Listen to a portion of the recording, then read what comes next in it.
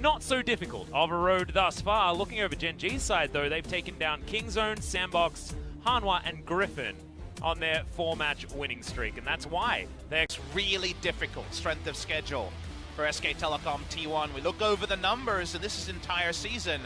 Look at that consistency. Damn. When Gen.G... Very relevant statistic, because we saw the games were very up and down until well past that 20-minute mark.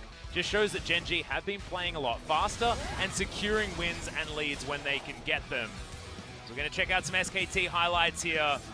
The Jin series, that's one way you can find some highlights against them. Only match they played last week, and we were kind of red hot after their 2-0 the first week after Rift Rivals, after good Rift Rivals. But all right, let's learn about SKT. But then they had one series at Jin and sat out until today because of the quirk of the schedule. Yep. We don't have 10 best of 3s a week, so that means that there are a couple of teams that don't play each week. 2 a week for 5 weeks adds up to 10 teams all missing out on a week and only playing that one match. So SKT double duty this week against a Gen.G who've wanted to play a lot and have played themselves into red hot form. Absolutely, taking down Kingzone, who's no mean feat. Really brilliant performance in this particular series. This is where we saw the Viger mid, we saw the Dark Technologies coming out from Fly himself, and a couple of Talia games as well. Really has shown that that champion pool isn't Lissandra only, like we saw from him last time he made his way onto the Rift earlier in the year. But they've been able, and the difference for Gen.G is, like, they didn't really have soft opposition to face. They were a team that was very much towards the bottom. They've beaten Griffin, Unalive down the bottom, Sandbox, Kingzone. That's a lot of contenders to beat in their 4-match win streak. So nameplate's thoroughly on for Gen.G. For SKT, you could argue thoroughly off. That's why it's so intriguing. This is the match I really want to see this week so that I have closer to a complete idea of where these teams are at. And you look around and you focus in, and sometimes the nameplates look pretty damn sweet. Ruler and Teddy, two of the best AD carries in the world. And also, I do, the highlight, oh, it's so good. I'm ready to hit up the clubs. And here's the highlight of the night. Gen.G versus SKT, patch 914. Only point of business to know is that Mordekaiser is globally disabled for, I believe, all of patch 914 at minimum this week. So do you know what's great, Papa Smithy? Mordekaiser was disabled for the only week that I was away. And we he was enabled, for the only week that I was away, and he's my favorite champion. Occam's Razor suggests that maybe you've been having some secret words about Mordekaiser behind LS's back. He is a noted Mordekaiser fan. I know, that's and I know why that you're friends. an old-school Mordekaiser fan, but I don't know if you're into current Mordekaiser. Current Mordekaiser, I think, is not necessarily my... I mean, my favorite Mordekaiser was the one that was from, like, Season 1. Well, you know... That built Force of Nature. You'll notice here, we do see a change in ban priority. Yuumi banned in this one after being a little bit less in check in our first. It's Kennen banned as well, which after the Kennen nerfs and with top lane Corki becoming more and more of a thing, I think is a little bit interesting to notice. A Silas ban comes out. Feels like already we're going to have so many picks available that were held in check in our first series. And just working out priorities for SKT and Gen.G. It's new patch SKT. They have often struggled to make quick inroads into big seismic meta changes. Oh, and the Corki is going to be banned away. So, not going to have those boring mid lane matchups this time around. As SKT considering a jungle pick dangerous with Kalista still on the table and available for Ruler to pick up here. I was wondering if I might see very early Ezreal priority on the side of SKT with Corki taken. I think Corki's the new first pick champion with more top lane Corki being played around the world. The Sejuani locked in, and Gen.G have always been a unique Tahm Kench team because they truly threaten the top lane Tahm Kench flex. So, given that CuVee has already played it, he's going to lock it in already. People around the world lose their mind a little bit.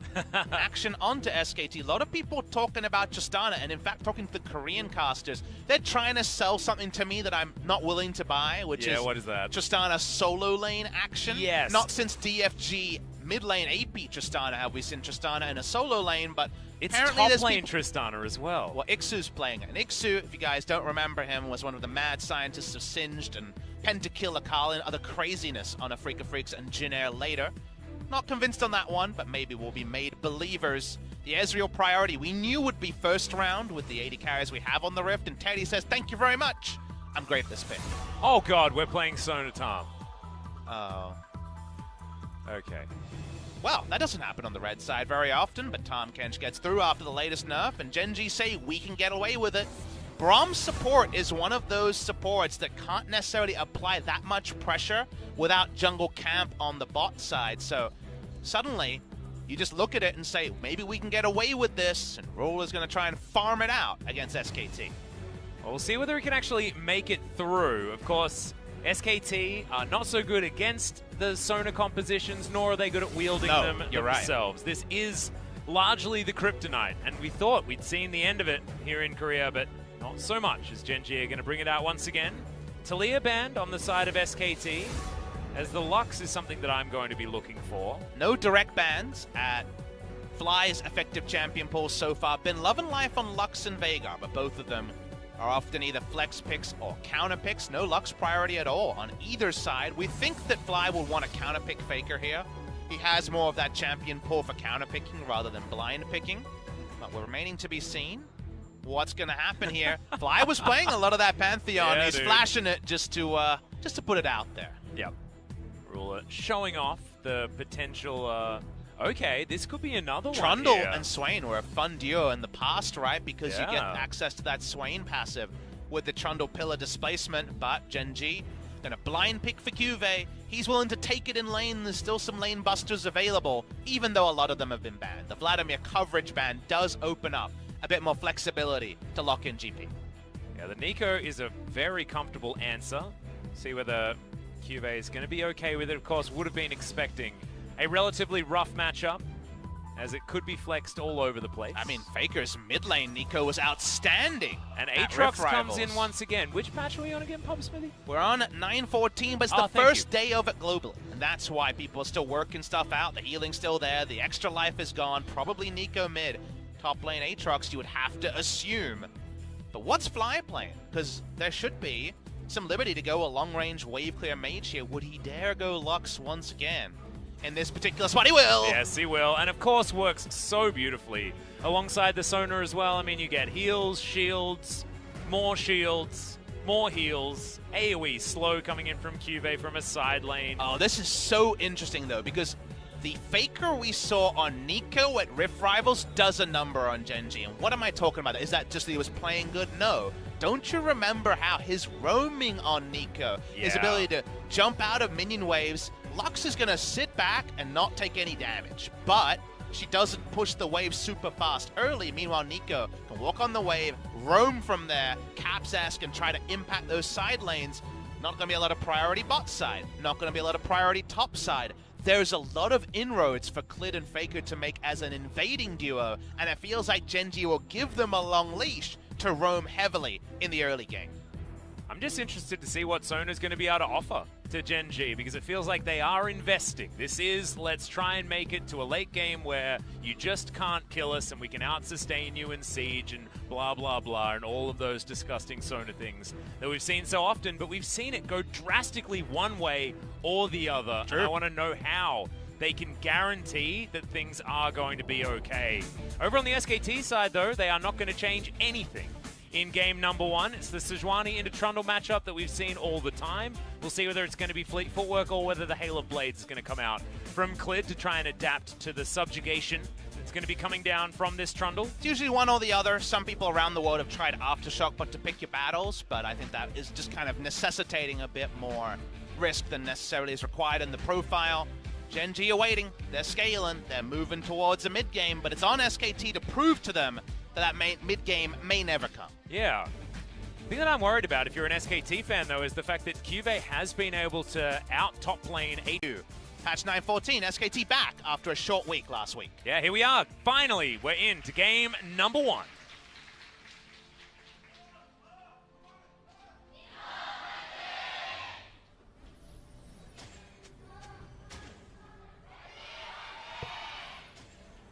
Here we are, beautiful skybox, lit up in this wonderful evening of LCK summer.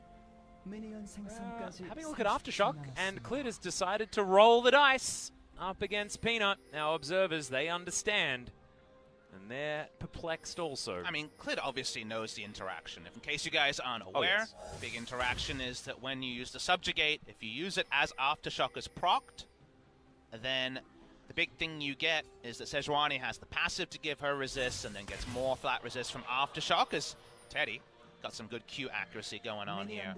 But flowing on from that, only 5 gold so far. But from there, it actually puts Sejuani into negative resist a lot of the time. So it is a really relevant interaction. But if you're just where Trundle isn't, guess what? You have Aftershock and you feel really good about it. So if you can stay ahead, and Gen.G have drafted pretty low lane presence, pretty much scaling in all 3 lanes, if Clid's turret diving and Trundle's killing his Braum, turns out Aftershock was the right rune to go. So this can actually represent even more aggression from SKT, or be the sort of thing that's used against them. So it's a double-edged sword, another sword to play into our hope for big action in SKT versus Gen.G. And all I can hear is that you've said sword a lot of times. I'm trying. He's not even playing for Griffin anymore. That's true. I think you should start saying blade. Can we say blade now? Because we've got Doran there, and he's got some blades. So that one's allowed. I'll workshop it and get back to you. All right, cool. Well, laning phase has now begun as Khan versus CuVee. CuVee's already gone through entirely all of his mana. Yeah, I mean, he queued Khan multiple times, and GP might as well be a ranged champion at level 1 because he has a ranged ability and all Khan has his Q and has to be a bit more honest about his trades. Honestly hit that one, which was pretty nice. Level 2 gained by both of these players now. Some barrel safety available for CuVee. It's a pretty swingy matchup here between GP and Aatrox, even though, you know, I was playing across this very much scaling draft from Gen.G. There's definitely a lot of windows where GP can deal with Aatrox very happily 1v1. I think a lot of counter matchups GP still does well in the early levels, so would not call this a counter matchup by Khan. I think he has more ability to control the minion wave and some all-ins with a jungle gank in particular can be strong. Speaking of jungle ganks, yeah, that's a big flash in onto the Lux. Permafrost is going to be there, and that's Perma CC coming out of Clid. And he's singing these runes were made for ganking, uses the Aftershock, gets into mid, and that's the aggression that makes the Aftershock make a lot of sense. Really nice stuff there from SKT, extraordinarily early, pre-3 minutes.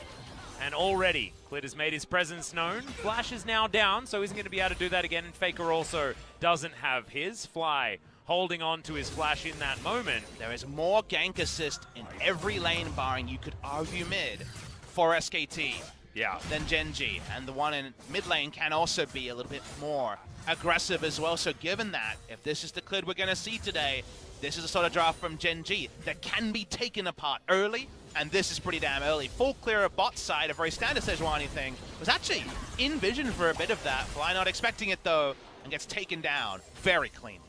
Yep. Flash not even available to be used due to the CC bar that Clid had thrown down. Really nicely done there.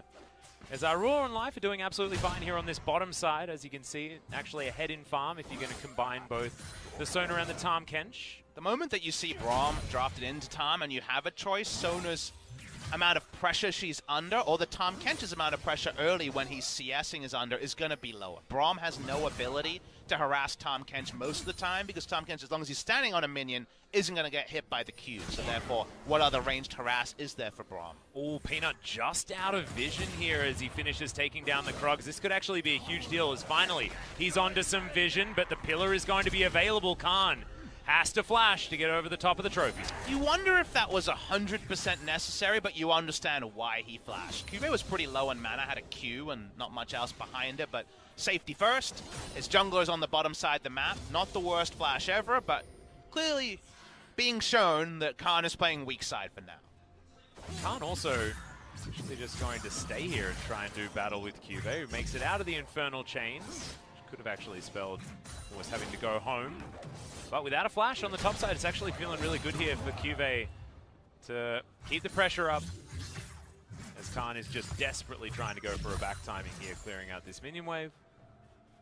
Easiest way to make the bot lane work, because obviously the Sona came after the Braum and Ezreal were committed to, so they have to deal with what they have. Is turret dives with Sejuani, very possible here. The ability for Guardian Braum with heal and also Aftershock Sejuani to turret dive is way higher. If you had chosen Fleet Footwork or Hail of Blades, a bot lane gank does have the ability to be turned around. You can just get into an awkward spot and not be able to turret dive as cleanly. So building up with slow pushes on the bot side and then Clid threatening turret dives on Tahm Sona might be a way for SKT to go when Clid gets away from right now his happiness in repeat ganking mid. thing that I'm a little bit worried about here on the side of SKT is that Ruler has just been unchallenged here on this bottom side. And that can become a bit dicey when a Sona can just easily move her way towards relevance. Can't have everything. That's what we're getting to, is that was an inevitability after the draft, but now it's on Clid to actually use the tools they have, which is that CC and turret diving to make them accountable. Because if not, CS for CS between the Tahm and an Ezreal is the start, and we can't be too far away from that transformation from Ruler. We've seen it as early as 7 minutes from Griffin's bot lane. Well, very cheeky control ward you can see on the inside of the Dragon Pit. Try and spot for Gen.G, whether SKT have started off that Dragon. A roam from Faker was actually called off. 4 members towards the bottom side wanting to try and get that punishment started.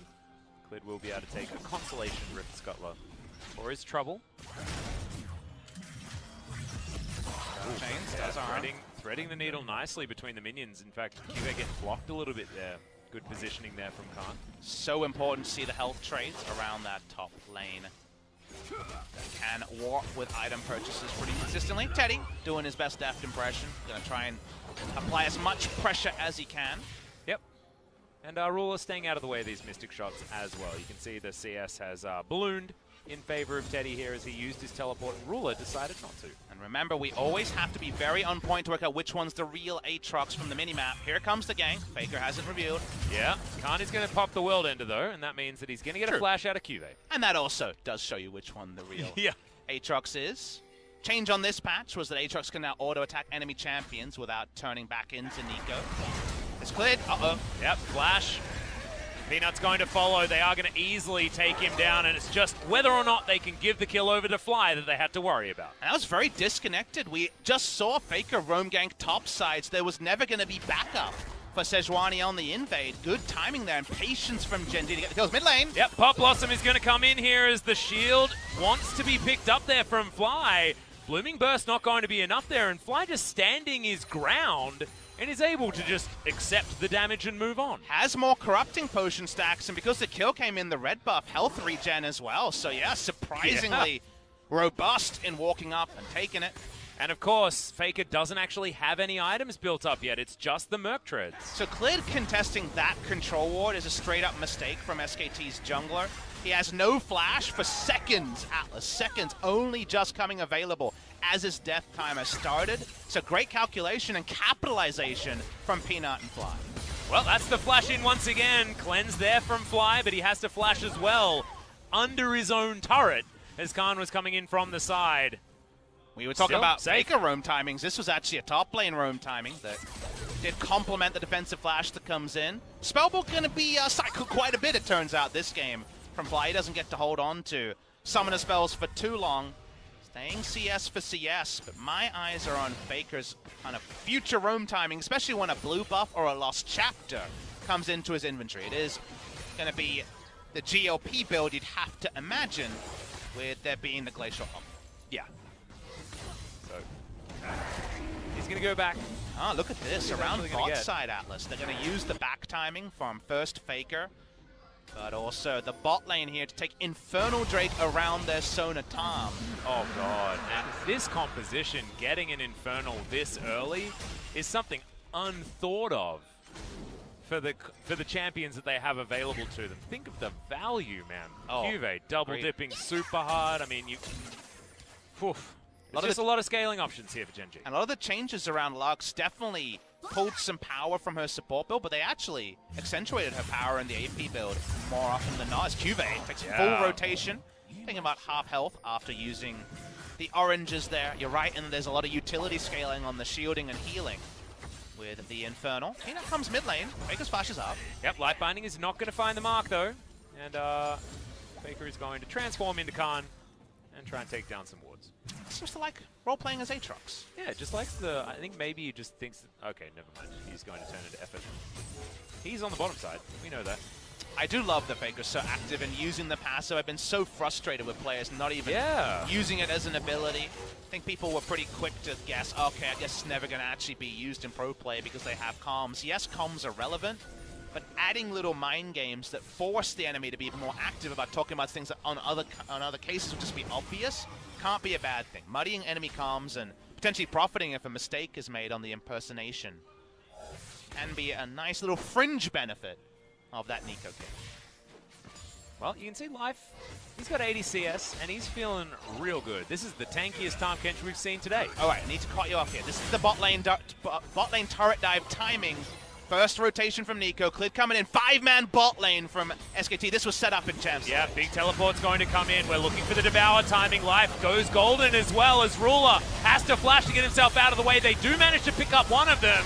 And Teddy under the turret's doing so much work. Faker goes golden to keep himself alive, but they have to navigate this one. It's a double kill coming in for the Aatrox as Peanut eventually takes him down, but can they get more? Permafrost comes in, effort, joins the rest of his team. Teddy's still raining damage down. Another Devour has been used. That's how long this has gone for. A stunning dive as Peanut is still alive, trying to deny effort. Getting in there as Ruler's teleported. A double kill for Peanut, and that was intentional to not allow Ruler to get that assist. Meanwhile, CuVee, he's top lane. That end play is big though, Atlas. The extra kills there while CuVee's just free hitting, starts to swing it towards the way of Gen.G. Peanut baiting out that turret dive and using the stasis then was really on point, and CuVee's going to get 4 turret plates. Yeah, that is a hell of a lot of gold going solo over to a Gangplank. It's 12.5 minutes as well. We'll see whether Shelly gets a look in here as we have a look. This was largely navigated very well from SKT. And this was the SKT play that vindicates the Aftershock choice. We said they have to be about the roaming through mid lane when Lux holds back and also the Aftershock pickup. But it gets tricky when Peanut is bot side, when 4 members can react to the play. And SKT never want to cut their losses because GP is about to go onto that full health turret. They start to look for more and more they could have pulled off earlier in this play and gotten someone topside. Yeah, Teddy respecting the turret damage. As Love you can see this here. TP, and look at Peanut's timing. Really good stopwatch timing. Guarantee that Ezreal went down there, so at the end of the day, Gen.G, towards the end, do manage to hold up the shield, though we love the sword that was plunged at the start by SKT. Yeah, SKT now going to have first inroad onto Shelly as well as that wave is pushed into CuVee. Down very low. I have a feeling Gen.G aren't going to give this one up without a fight, and they will move on over before Shelly falls. Can Peanut actually get in there? He's not going to be able to get the steal or anything like that. Not even able to get the pillar out as he throws it very late. That was unfortunate. It felt like Peanut could have interrupted a potential Arctic Assault there. They're trying to fight back to get this Rift Herald. They really want to pick it up here, Atlas. That's why they're re-engaging. Yeah. The objective is down, but that eye is going to start flickering. Yeah, CuVee able to break the barrel there as well. Final spark comes down. Khan may just be eliminated before anything has even happened. Good flash. Gets CuVee out of the way of Faker's Pop Blossom. But Faker's able to get the Shape Splitter. I have a feeling he might have sacrificed himself for this, but does pick up the Eye of the Herald and lands the snare. Cannon Barrage comes in. Barrels now being utilized. CuVee not going to be able to get the explosion. Teleport going to be utilized here as well as CuVee. He's got enough damage. And Faker does pick up Shelly, but they don't manage to keep him alive. I'm going to call it hashtag not worth on the second death, especially. That really starts to swing it back to Gen.G. That's a solo turret, all plates barring the last one, picked up by the Gangplank because we're after 14 minutes. In fact, okay, maybe he stepped away from one of the plates, but 3 out of 4 were cashed in by CuVee. The final one, of course, wasn't registered, and I guess one of them was missed out on. Maybe when he pulled back to use the Cannon Barrage. Here is the replay. 1 death here to pick up the Rift Herald, we'll call it worth, but 2 is where the calculation gets more muddy, and a lot of SKT's ults here are pretty transparent and easily flashed away from the Pop Blossom by CuVee. Yeah, it was only going to sort of hit CuVee as an afterthought, actually. As Faker dealing with the barrel is actually really cute, but Cannon Barrage coming up at exactly this time. And it's all about the TP, taking that 3+ seconds, right? Comes in as 900 health, thinks he's going to be okay, but 3 autos in a queue, that's all she wrote. That's what happens when you're against a pirate with his pistol and a knife. There's too many weapons there, Popsmith, able to take him down. Somebody frisk this man. I know. Jax gets no weapons. Well, he does with some of his skins. That's true. Quite frustrating. It's very lore inappropriate. Why does he have a battle axe in one of them? That's a big weapon. That's not only like a real weapon, but like a brutal weapon. Well, right now, who has the bigger weapons between Gen.G and SKT? We said Gen.G was the scaling draft. They're ahead in gold.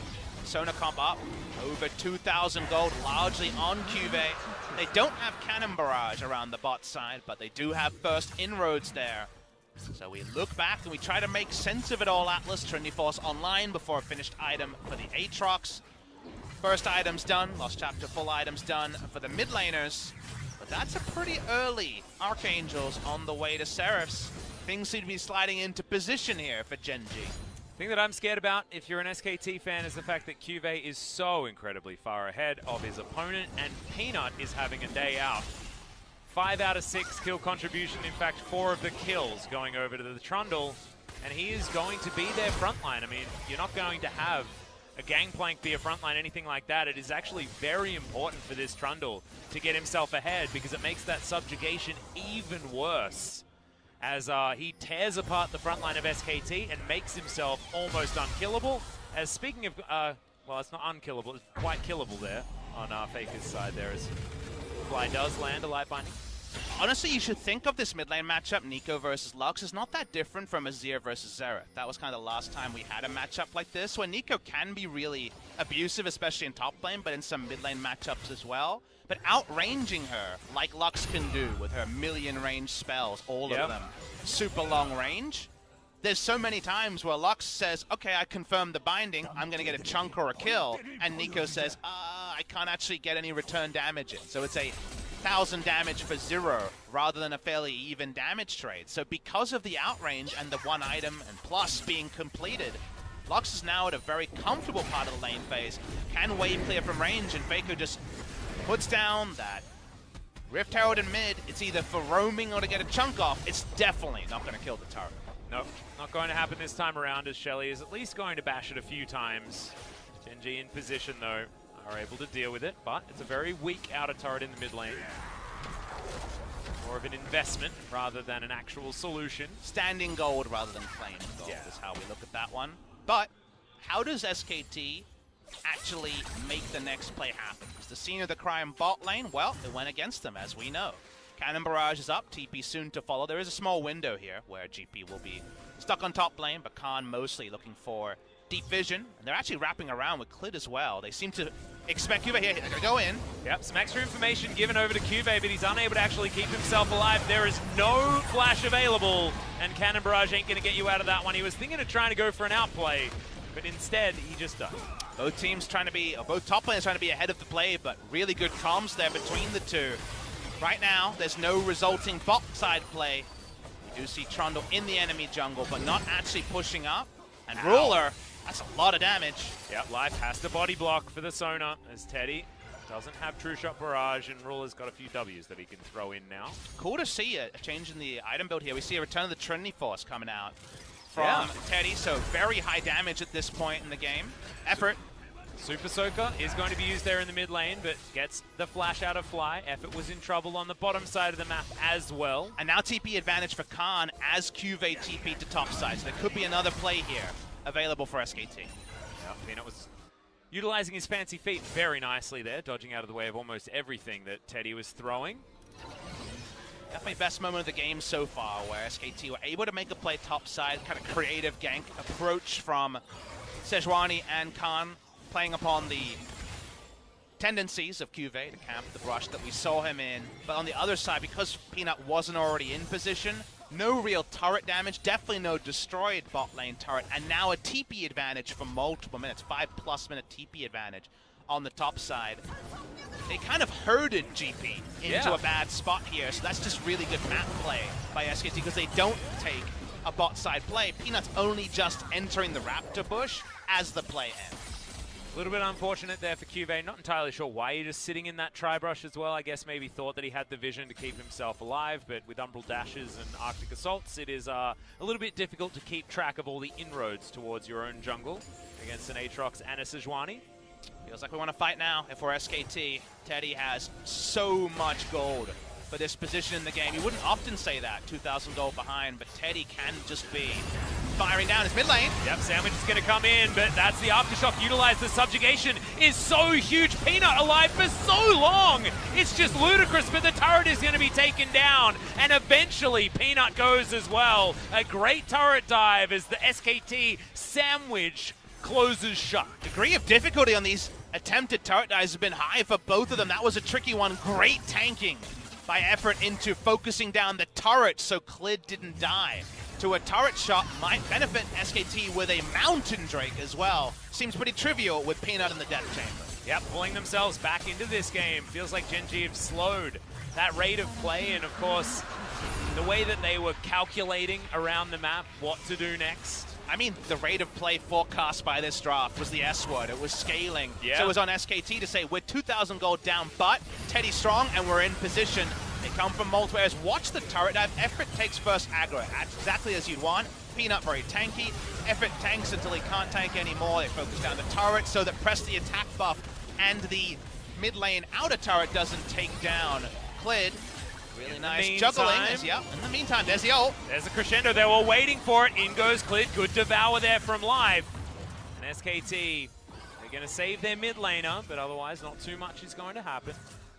Isn't this what we wanted from our first series? Absolutely. SK Telecom T1 surprised by how well Gen.G repelled the bot lane dive that seemed so cookie cutter that we could see as early as the Aftershock rune being locked in. We said these are built for diving, Neeko's built for roaming in the Lux matchup. But from there, smart capitalization on getting the GP, playing around the TP advantage they had, as well with the smart mid lane roam. SKT are making the counter punches they need to, because you don't want to rock up to a first team fight of the game against Lichbane, Seraph's Embrace, Sona if you don't have to. Nope. CuVee's going to shoot Khan here. They do know that Faker is on the top side of the map. He was pretending to be Khan once again. As we're going to check out the total damage dealt. CuVee's certainly up there, but no one can match an Ezreal at this stage, and there's going to be a lot on Teddy to be able to really control around these fights. Back is going to come in from Braum. I'm not entirely sure how unsafe he knew that was, but I believe the control ward there in the brush demonstrated that at least he wasn't in vision. Spooky ghosts are oh so spooky. If you're wondering what kills the game from an SKT perspective, yeah, you don't have a gold lead, so it's still far away, but Baron buff is very powerful against Gen.G's comp.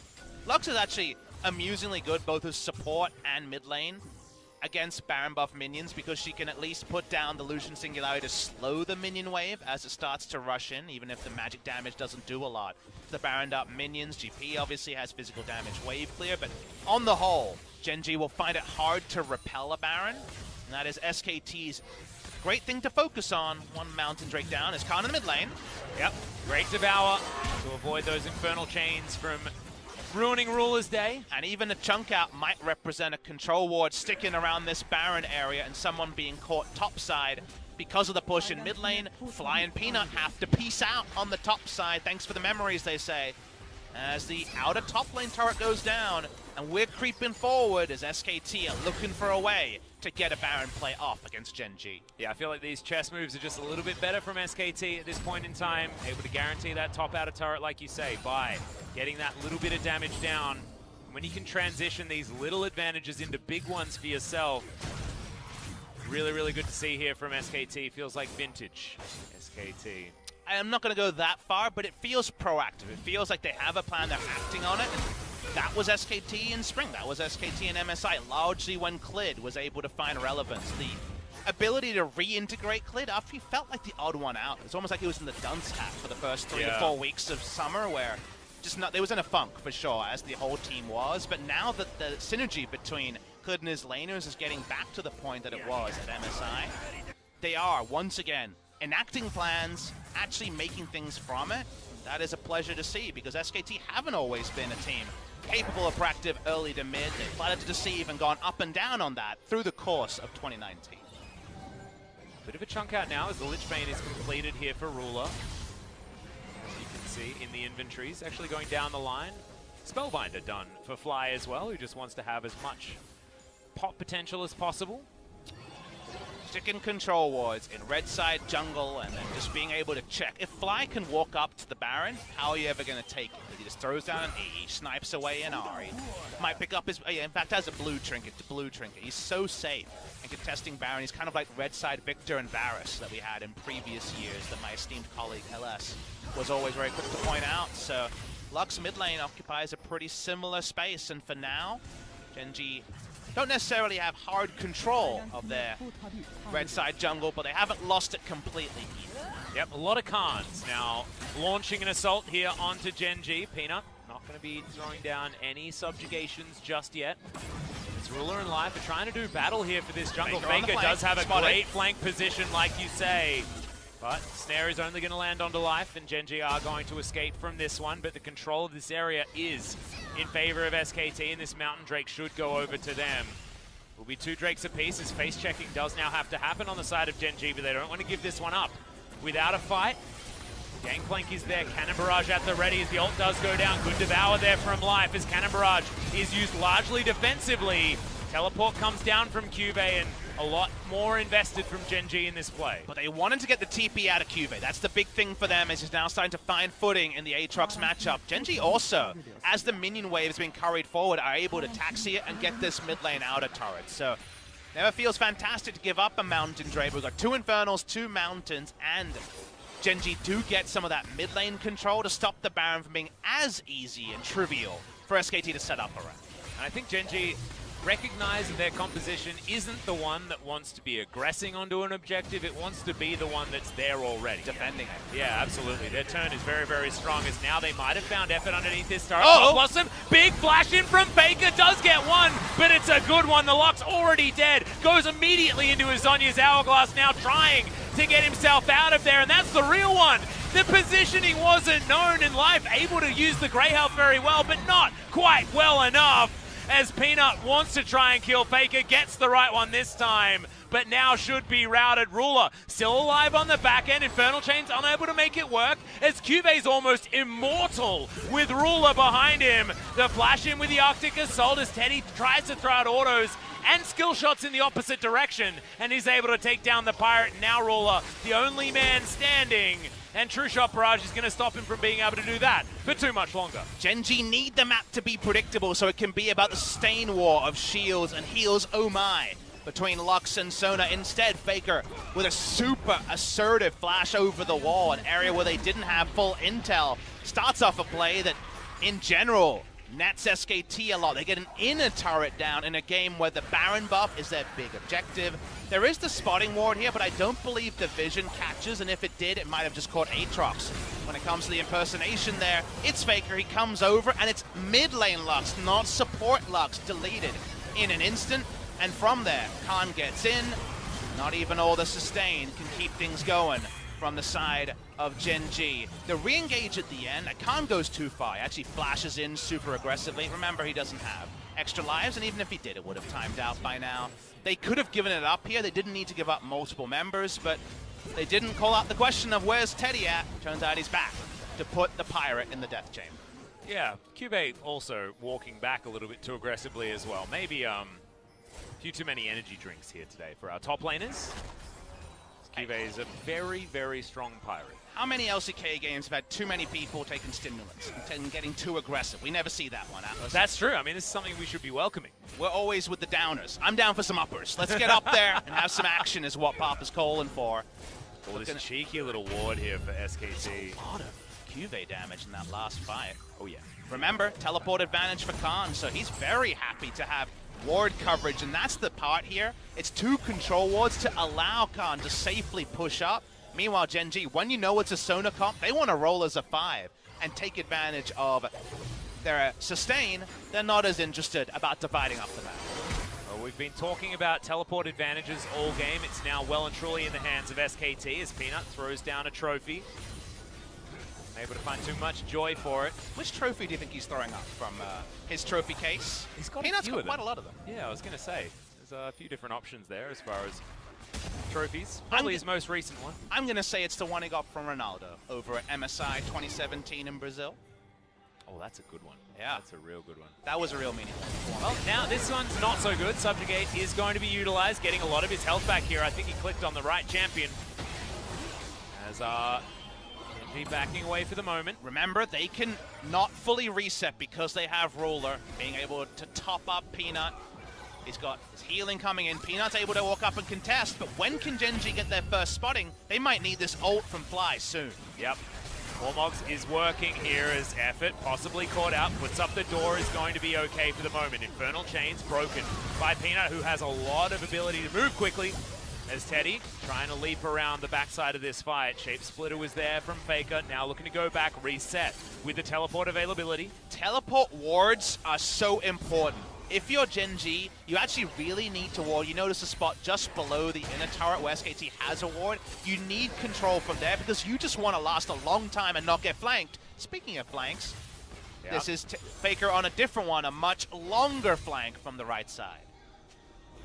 Did manage to make it to this brush without being seen, I believe. No, actually, when he walked around the corner. I believe he was spotted. I think that ward did spot him out, so... And Gen.G has no incentive to leave red side jungle. That's a jungle that they have control of right now. That gives them Baron spotting. Here comes the Abyssal Voyage. Effort walks up. That's just live getting in there. Effort is going to walk up without too much response. Final spark comes in, but Faker, has he found the flank that he wants? The shields are just too big. He's not able to get any of the work done, and I think finally Gen.G's composition has come online. Teddy way too low. CuVee stopping Clid from adding to this fight whatsoever, and Gen.G just turned it on its head. Gen.G made them predictable. They knew Faker was likely to be there. Got the confirmation when the World Ender was used by one Aatrox that yes, that was a Faker in the backline, but one they could deal with, and now they're on Baron. They don't take damage from Baron, as we know with the Sona. Gen.G desperately couldn't afford to give up Baron. Getting Baron pretty good too. Yeah, now those Mountain Drakes sitting in SKT's hands are just feeling so useless. A third Infernal Drake could be picked up as well on Gen.G's side.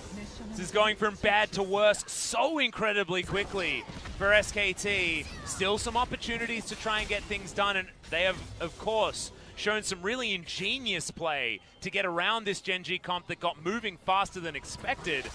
But it's feeling like these nails in the coffin are getting more and more dangerous. Clid understanding that he probably needs to try and go for some sort of steal, but can't even get there in time and has no vision. And I love that you bring up the gold parity the game is in during this play. As we get to watch the replay, notice the summoner spell that Tahm Kench has with Unsealed Spellbook. It's Exhaust. Let's see if the Exhaust is on point here. Wasn't able to track it in the fight as it comes in. Does the Exhaust go down? It might have been too late. It's hard to tell with the timing there. It was towards the later part. All we can say is definitely felt like the Exhaust was true because no damage through shielding, healing, etc. Able to take down Faker and then Khan in the backline. That aura actually does a lot of work, adding that magic resist, adding the extra shields as well on the side of Ruler. So could have been the Exhaust not necessarily working. It's just could have also been the power cord. I kind of think you need to replay and see. What if it was the green power cord? That's a damage reduction as well. That's true. So I wasn't able to keep track of that even with 2 opportunities to see it. All we know is the end result was not enough damage onto the backline here, and just coming back to the point of making this Khan over the wall, seeing what he can do. There is more gold than expected at these moments in the game, and there's 3 Infernal Drakes now. That means even the shielding and the healing is bigger from Gen.G. Yeah. 3 Infernal Drakes, man. That's called high rolling, but Gen.G shouldn't have been able to get them this game. Life has a frontline build. Look at this. He's got Dead Man's Plate. Not even... Whoa. Exactly. It's not even Righteous Glory. He's got Dead Man's Plate. He's speeding around. He's licking people to death. It means he gets to ward a lot easier and a lot faster because otherwise Righteous Glory... Oh, nice double snare is going to come in, but Ruler's health bar isn't changing. Nope. Teddy was throwing so many buttons at him, but not quite able to do it. 1401 crits on the minions now. Not quite champions, but GP's feeling it. And also, this is a CuVee that's playing differently on the Gangplank. Often it's a decent amount of defensive items as Fake has to use his Zhonya's extraordinarily early. Is he going to be okay? Flash was available. Ruler's pianoing his keyboard right now, keeping everyone speedy and alive. And Gen.G's Siege is just disgusting. The Lich Bane. How many procs was that, Papa? That's 3. 3 autos from Ruler. 3 shot the turret there and able to top up everyone if you don't mind.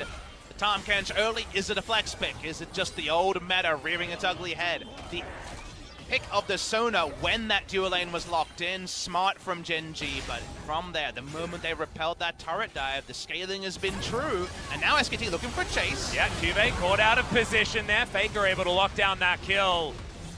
And now the Gen.G push has been thwarted, and only 2,000 gold is going to be gleaned from that particular Baron power play. 30 seconds to go. Going to waste. As the death timers get longer, as we come closer and closer to cresting 40 minutes. Turns out you can just try to win this game straight up with a single pick and get the maximum. SKT going straight down mid lane.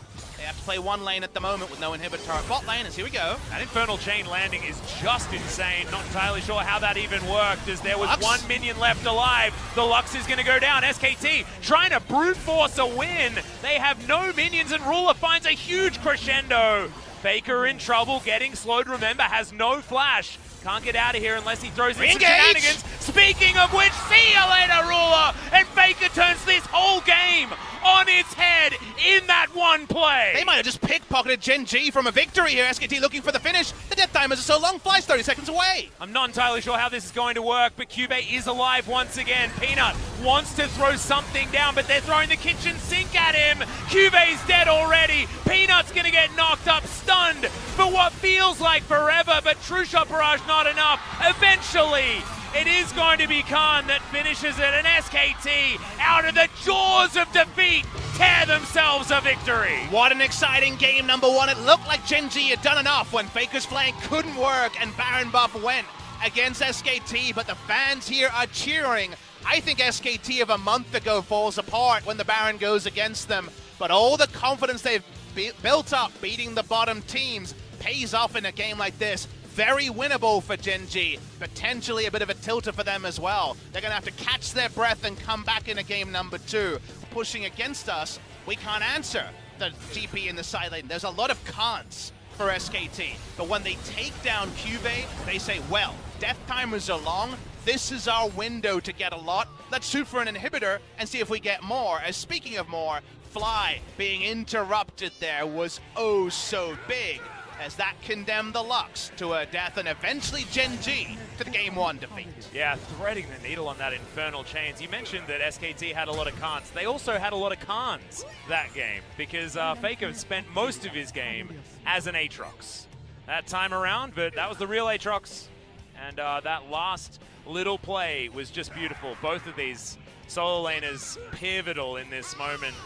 Because how would Ruler know that a flashless Neeko is just going to turn around and one-shot him? That's also here.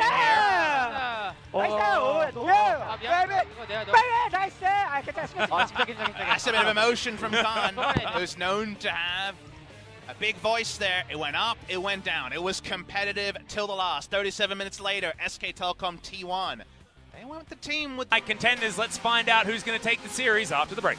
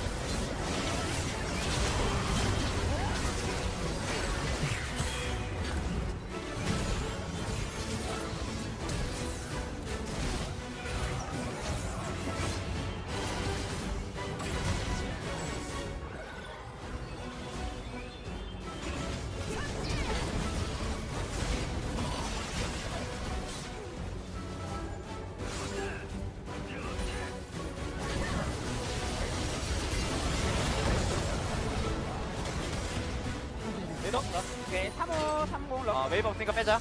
가져. 나쁘지 않게 불었고. 나이스. 나이스. 끝내자. 웨이브 끝내자. 110초인데. 아 괜찮아 보여. 빼빼빼. 하자 이거 하자. 기다려봐. 천천히 해봐. 나 공 기다리고. 실동 3년 출동 그것만 잘 생각해라. 화약통 최대한 신경 써줘. 나머지. 미니언만 좀만 줘. 화약통 신경 써줘. 나 큐플 할 생각도 한다. 각성만 잘 줘봐. 갱플. 뱅블이랑 잡아줘 이거. 화약통. 트런틀. 얘 먼저. 웨이브 있어. 다 잡으면 끝나. 상대 부활 없어. 끝나. 타워 깨봐. 오케이, 지지다. 나이스! 나이스. 나이스! 노예! 미안. 이거 내가 너. 빨리! 나이스! 괜찮아. 진짜. 안 끝났어 우리. 초반에 이제 해야 용으로 먼저 돌려쳤어야 됐을 것 같아. 용 챙기면서. 바텀 다이브 하는 것보다.